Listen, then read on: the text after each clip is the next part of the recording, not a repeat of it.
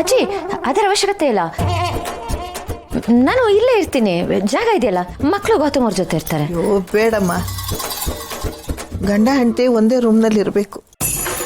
ನಮ್ಮ ಜೊತೆನಾ?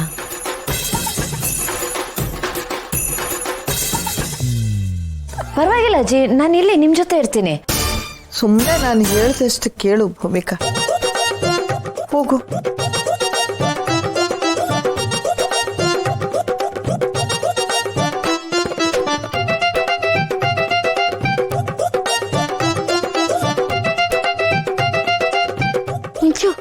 ನಾವು ಅವ್ರ ಜೊತೆನೆ ಹೋಗೋಣ.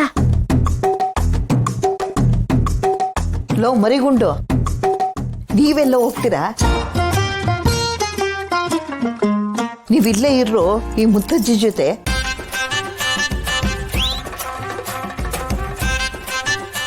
ಓಕೆ ಮುತ್ತಜ್ಜಿ.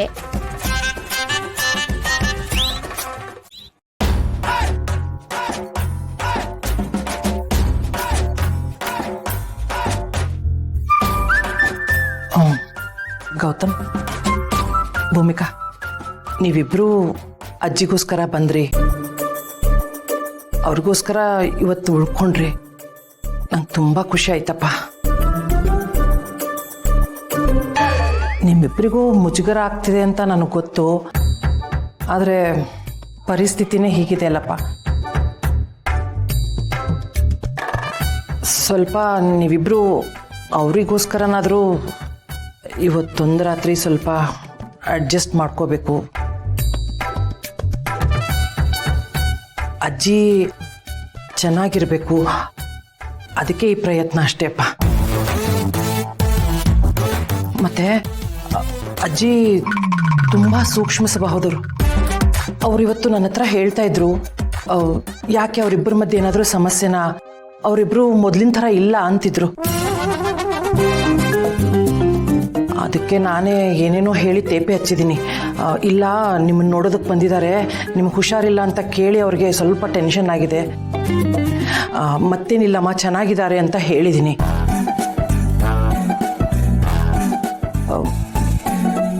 ಅಜ್ಜಿಗೋಸ್ಕರ ಅಲ್ವಾ, ಇವತ್ತೊಂದು ದಿವಸ ಹೇಗಾದರೂ ಇದನ್ನೆಲ್ಲ ಸಹಿಸ್ಕೊಳ್ಳಿಪ್ಪ. ಸರಿಮ್ಮ. ಭೂಮಿಕಾ, ನೀವು ಇಲ್ಲೇ ಮಲ್ಕೊಳ್ಳಿ, ನಾನು ಹೊರಗಡೆ ಇರ್ತೀನಿ. ಏ ಬೇಡ ಬೇಡ ಬೇಡ, ಹಾಗಾಗಲ್ಲ. ಅಮ್ಮ ಒಂದೊಂದ್ಸತಿ ರಾತ್ರಿ ನನಗೆ ನಿದ್ದೆ ಬರ್ತಾ ಇಲ್ಲ, ವಾಕ್ ಮಾಡಿಸು ಅಂದ್ಬಿಡ್ತಾರೆ. ಹಾಗಾಗಿ ಅವ್ರು ಏನಾದರೂ ಇಲ್ಲಿಗೆ ಬಂದುಬಿಟ್ರೆ ನಿನ್ನನ್ನು ಹೊರಗಡೆ ನೋಡಿ ಅದಿನ್ನೊಂದು ರಾಧ ಅಂತ ಆಗ್ಬಿಡುತ್ತೆ. ಈ ಆಶ್ರಮದವರು ಹಾಗೆ ಅಮ್ಮನಿಗೆ ಏನಾದರೂ ಹೇಳಿಬಿಟ್ರೆ, ಬೇಡಪ್ಪ ಬೇಡಪ್ಪ, ಆ ಥರ ಎಲ್ಲ ನೀನು ಹೊರಗಡೆ ಮಲಗೋದೆಲ್ಲ ಬೇಡ, ಇನ್ನೊಂದು ರಗಳೆ ಆಗ್ಬಿಡುತ್ತೆ. ಇವತ್ತು ಒಂದಿನ ಅಲ್ವಾ, ಅಜ್ಜಿಗೋಸ್ಕರ ಅಷ್ಟು ಮಾಡೋಕ್ಕಾಗಲ್ವಾ? ಹೇಗೋ ಇವತ್ತೊಂದು ರಾತ್ರಿ ಸ್ವಲ್ಪ ನೀವಿಬ್ಬರು ಇಲ್ಲೇ ಅಡ್ಜಸ್ಟ್ ಮಾಡ್ಕೊಳ್ಳಿ, ಒಳಗಡೆನೇ ಎದ್ಬಿಡಿಪ್ಪ. ಭೂಮಿಕಾ, ನಾನು ಹೇಳೋದು ಅರ್ಥ ಆಯ್ತಲ್ವಾ? ಹಾಂ ಸರಿನಪ್ಪ, ಬರ್ತೇನೆ. ಸರಿ.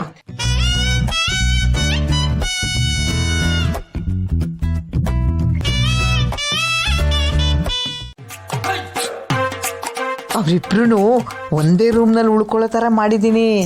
ಸೂಪರ್ ಸೂಪರ್ ಅಜ್ಜಿ, ಸಖತ್ತಾಗಿ ತಲೆ ಓಡಿಸಿದ್ದೀರಾ.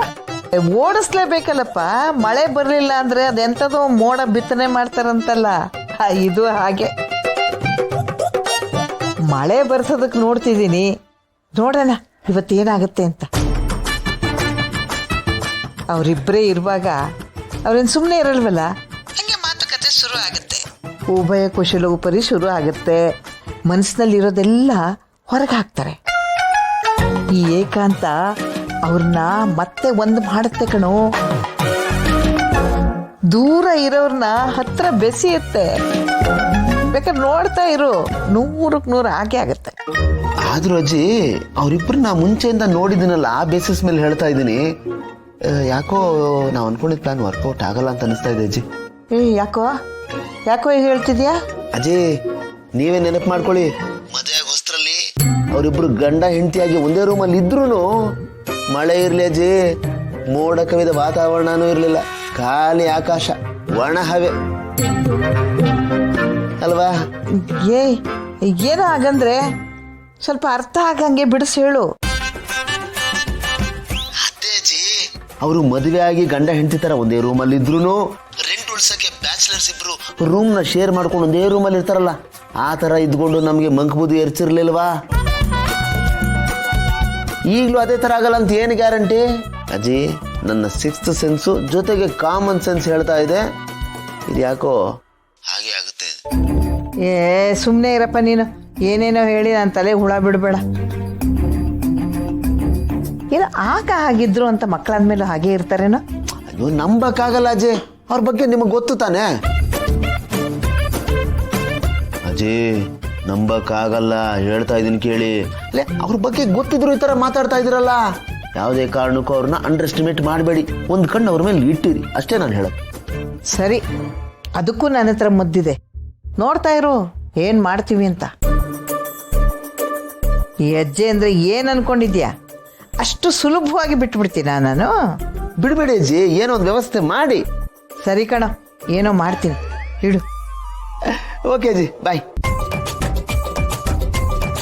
ಚಿನ್ನ, ಏನೂ ಆಗದೆ ಇದ್ರು ಏನೋ ಆಗಿದೆ ಅನ್ನೋ ತರ ಗೆಳೆಯನ್ನ ಅದಕ್ಕೆ ಅಲ್ಲಿ ಕರ್ಸ್ಕೊಂಡವ್ರು ಇಬ್ಬರನ್ನೂ ಒಂದು ಮಾಡದೆ ಇರ್ತಾರ? ಏನೋ ಒಂದು ಮಾಡ್ತಾರ, ನೋಡ್ತಾ ಇರು. ಖಂಡಿತ.